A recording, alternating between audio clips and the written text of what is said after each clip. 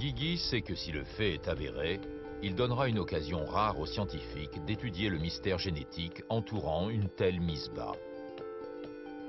En raison des superstitions, le petit est caché des regards. La propriétaire avait très peur. Elle avait enfermé la mule et elle voulait que personne ne soit au courant.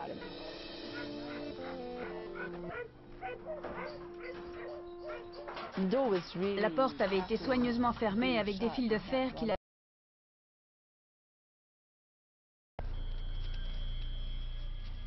On est entré. Il n'y avait pas de fenêtre, il faisait très sombre. C'était sinistre et lugubre. La lumière matinale filtrait à l'intérieur et au fond de l'étable, on distinguait une forme grise. Ça faisait vraiment bizarre de se retrouver dans cette petite étable et de regarder cette drôle de tête. Le petit était très duveteux. Il avait un museau carré, des oreilles trop petites pour une mule, mais un peu trop longues pour un cheval. Il n'avait pas une tête d'âne. Donc oui, il était très bizarre. Mignon, mais très bizarre. Pourquoi les mules sont-elles théoriquement stériles? Les instructions présidant à la création d'un organisme vivant se trouvent dans les chromosomes. Pour exister, un ovule doit contenir des chromosomes des deux parents. Normalement, quand ces derniers appartiennent à la même espèce, les chromosomes de la mère constituent des paires avec ceux du géniteur. Mais chez les mules, ça n'est pas aussi simple. Quand le chromosome du père provient d'un âne et celui de la mère d'une jument, leurs différences de forme, de taille et de constitution sont telles que les chromosomes ne peuvent pas se reconnaître l'un l'autre et qu'il ne peut pas y avoir d'ovule.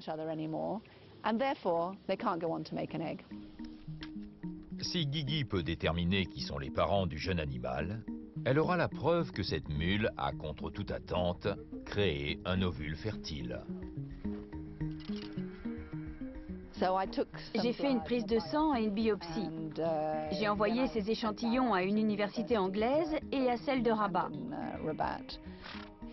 Le laboratoire a dressé une carte génétique qui montrait clairement que le père de cet animal était un âne et que la mère était une mule. Hassan a alors la preuve scientifique que sa mule a bien mis bas. Comme ça n'est plus considéré comme une malédiction, d'autres gens viennent découvrir l'animal. La mule miraculeuse marocaine est bien réelle. Et elle attire les foules.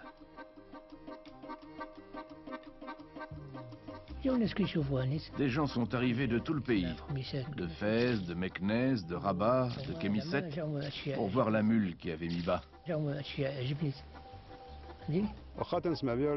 n'y croyais pas. Il fallait que je le voie de mes propres yeux. Où que j'allais, j'entendais les gens en parler. C'est vraiment un miracle. Malgré sa notoriété, le petit ne se porte pas très bien.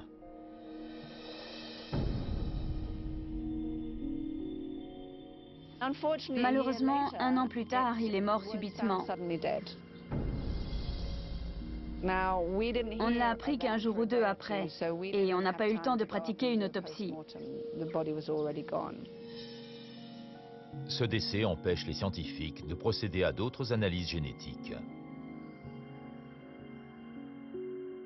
Il leur faudra peut-être attendre des décennies avant qu'ils puissent à nouveau observer une créature aussi rare. Pourtant, seulement 5 ans plus tard, une nouvelle naissance est signalée dans le Colorado. Elle a eu lieu